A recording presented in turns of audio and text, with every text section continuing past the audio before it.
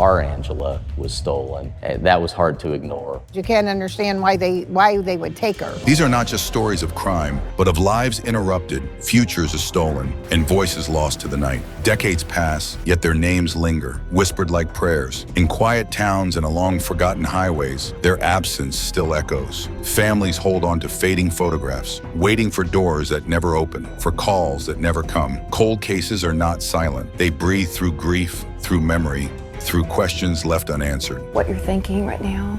I just want my baby to be okay.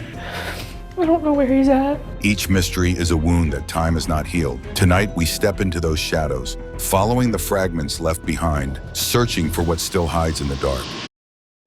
The vanishing of Angela Hammond. Angela Hammond was just 20 years old when her life turned into a mystery that still haunts her hometown. She lived in Clinton, Missouri, a small, close-knit place where people rarely locked their doors and neighbors trusted one another. Angela was young, kind, and engaged to her high school sweetheart, Rob Schaefer. Together, they dreamed of a quiet, steady future, but everything changed on the night of April 4th, 1991. That evening, Angela had been out with friends. She laughed, she talked, and nothing seemed unusual. Around 11:15 p.m., she drove to a payphone near the center of town. She wanted to call Rob, who had been at his parents' house. Their conversation started normally, the way young couples talk late at night, until Angela noticed something strange. She told Rob about a man circling the lot in an old green pickup truck. He drove slowly, like he had nowhere else to go, his eyes fixed on her. The truck had a decal of a fish in the back window, something so small, yet chilling in its detail. Angela's voice wavered as she described him. Then, in the middle of their call, Rob heard her scream. The phone clattered, the line stayed open, and he could hear tires screeching as the truck pulled away. Rob reacted instantly. He jumped into his car and sped toward town. Along the road, he caught sight of the green pickup and gave chase. For a few desperate moments, it seemed possible that he could save her. But his car's transmission failed, leaving him stranded as the truck disappeared into the night. Angela was gone. The police scoured Clinton.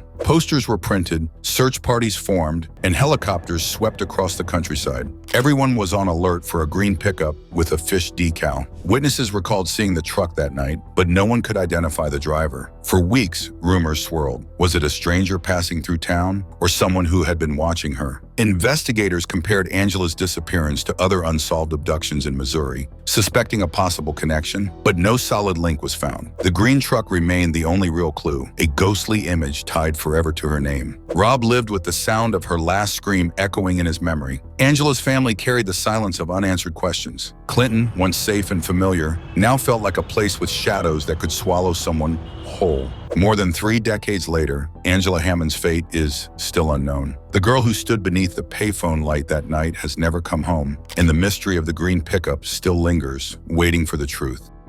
The mystery of Asha Degree.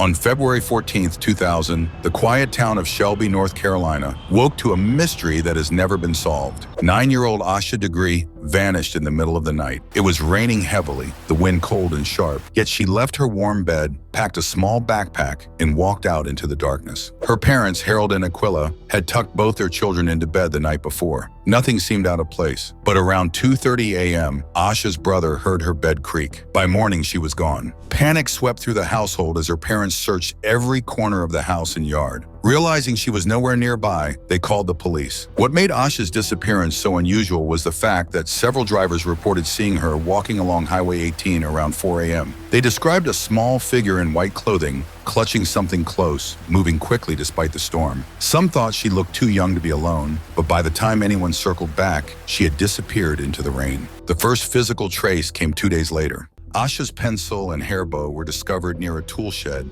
not far from where she was last seen. Nearly a year later, her backpack turned up, wrapped in plastic, and buried by the side of a rural road. Inside were her clothes and school supplies. It was proof that someone had hidden her belongings, but not proof of what happened to her. Police searched for answers. Asha was described as shy, cautious, and devoted to school and church. She had no reason to run away. Her parents wondered if she had been tricked, lured by someone she trusted. Others believed she may have been confused or misled, wandering out into danger without understanding the risk. Despite countless searches, interviews, and even FBI involvement, the trail has never led to her. Her parents, refusing to give up, have kept her memory alive year after year. They hold vigils, release balloons, and pray for answers. The image of Asha Degree walking alone into the storm still lingers. A child stepping into the night for reasons no one understands. 2 decades later, her family waits in silence, holding on to the hope that one day the truth will be revealed. The disappearance of Brandon Lawson. On the night of August 9, 2013, 26-year-old Brandon Lawson drove along a rural highway in West Texas. His truck ran out of gas, leaving him stranded in the middle of nowhere. It was just after midnight when he called his brother for help. What followed has kept people puzzled for years. At 12:50 a.m., Brandon also dialed 911. His words were panicked, broken, and strange. He said he was in a field, that someone was chasing him, and that he needed police. The operator struggled to understand him. "I ran into them," he said, though who them was has never been clear. The call ended abruptly. When his brother arrived, Brandon was nowhere to be found. His truck sat empty on the side of the road. Doors unlocked, keys missing. Police searched the area that night but found no trace. Dogs, helicopters, and volunteers covered miles of brushland, but the land yielded nothing. It was as if Brandon had vanished into the night. Theories spread quickly. Some believed he had encountered dangerous people. Others thought he may have wandered into the fields and collapsed, hidden by the rough terrain. His family insisted that he would not simply disappear, that something terrible had happened. For years, online forums dissected every word of his 911 call, trying to uncover meaning in his voice, in the static, in the fear that clung to his words. In 2022, nearly 9 years after he went missing, remains were found in a remote area not far from where his truck had been abandoned. DNA confirmed they belonged to Brandon. The discovery gave his family a measure of peace, yet questions remain. What happened in those final moments? Who was he running from, or was it confusion brought on by fear and exhaustion? Brandon's story remains one of haunting mystery, a young man lost in the Texas night, his last words forever echoing through a broken phone line. The Lost Girls of Springfield. June 7, 1992 began as a night of celebration. Graduation had just ended in Springfield, Missouri, and 2 best friends, Suzanne Streeter and Stacy McCall, spent the evening visiting parties. By early morning, they returned to Suzanne's house, where her mother, Cheryl Levitt, was waiting. It should have been an ordinary summer night. Instead, it became one of the greatest mysteries the town has ever known. By the next day, all 3 were missing. The house itself showed no signs of forced entry. The front door was unlocked.